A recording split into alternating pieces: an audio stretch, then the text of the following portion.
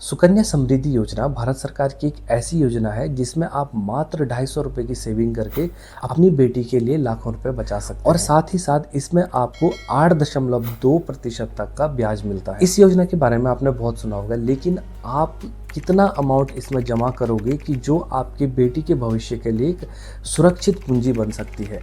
तो आज हम इसी वीडियो में आपको पूरा कंप्लीट डिटेल सुकन्या समृद्धि योजना के बारे में बताएंगे।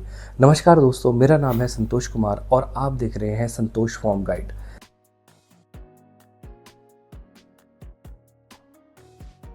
भारत सरकार की यह योजना बेटी पढ़ाओ बेटी बचाओ के तहत शुरू की गई थी, जिसका उद्देश्य यह था कि ताकि माता पिता बेटी के जन्म से ही उसकी भविष्य के लिए छोटी छोटी बचत शुरू कर सकें। हमने इस वीडियो को 4 पार्ट्स में डिवाइड किया है।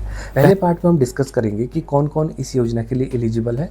दूसरे पार्ट में हम डिस्कस करेंगे कि आपको कितना अमाउंट इसमें इन्वेस्ट करना है ताकि जो आपकी बेटी के भविष्य के लिए वो एक अच्छी बचत पूंजी बन सके। तीसरे पार्ट में हम देखेंगे कि आप कौन कौन से बैंक में जाके इस योजना के लिए खाता खुलवा सकते हैं और कौन कौन से आपको डॉक्यूमेंट्स लगेंगे। और चौथा है, यदि आपका यह पैसा मैच्योरिटी में जाता है यानी कि 21 साल आप कंप्लीट कर लेते हैं तो आप इस पैसे को किस तरीके से निकाल सकते हो। तो ये हमने इस पूरा वीडियो को 4 पार्ट में डिवाइड किया है। चलिए बढ़ते हैं अपने पहले पार्ट की तरफ। यदि आपके भी घर में बेटी है और उसकी उम्र 10 साल से कम है तो आप इस योजना के लिए एलिजिबल है। खाता माता पिता के द्वारा खोला जाएगा या फिर जो कानूनी अभिभावक है उसके द्वारा खोला जाएगा। ठीक है।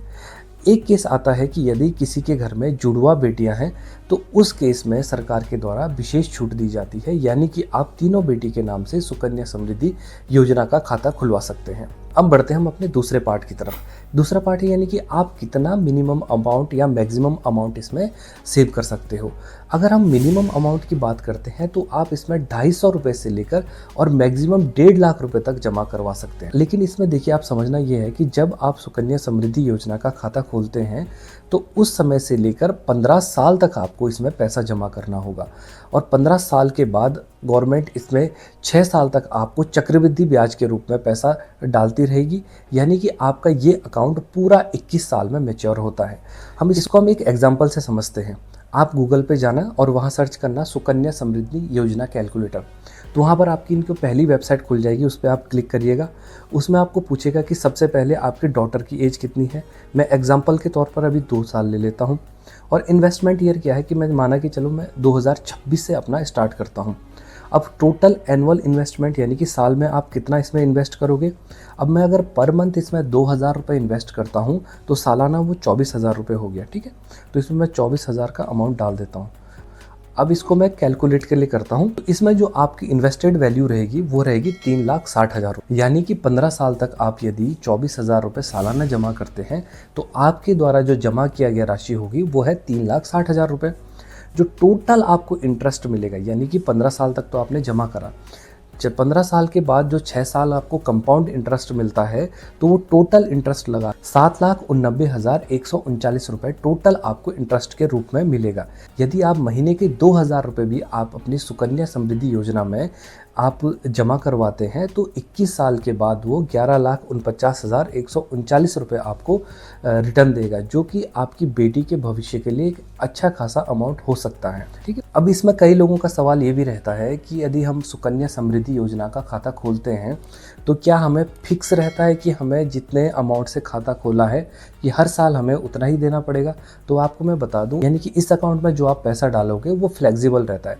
मान के चलो कि आपने पहले साल आपने 10,000 रुपये जमा किया, दूसरे साल आपने 20,000 रुपये जमा किया, तीसरे साल आपने 15,000 रुपये जमा किया, तो वो फ्लेक्सिबल है, आप अपने अकॉर्डिंग इसमें जमा करवा सकते हैं।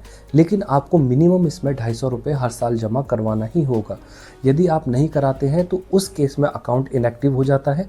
अगर अकाउंट इनएक्टिव हो जाता है तो उसमें भी आपको क्या है, थोड़ा मिनिमल चार्जेस यानी कि 50 रुपये देकर आप इस खाते को दोबारा खुलवा सकते हैं। तरफ आप किन किन बैंक में खाता खुलवा सकते हैं। जितने भी ऑथराइज्ड बैंक हैं जैसे SBI, PNB, एक्सिस बैंक, उसमें सभी में आप सुकन्या समृद्धि योजना का खाता खुलवा सकते हैं। साथ ही साथ अपने जो नियर बाई पोस्ट ऑफिस है वहाँ पर भी जाके आप सुकन्या समृद्धि योजना का खाता खुलवा सकते हैं। ठीक है।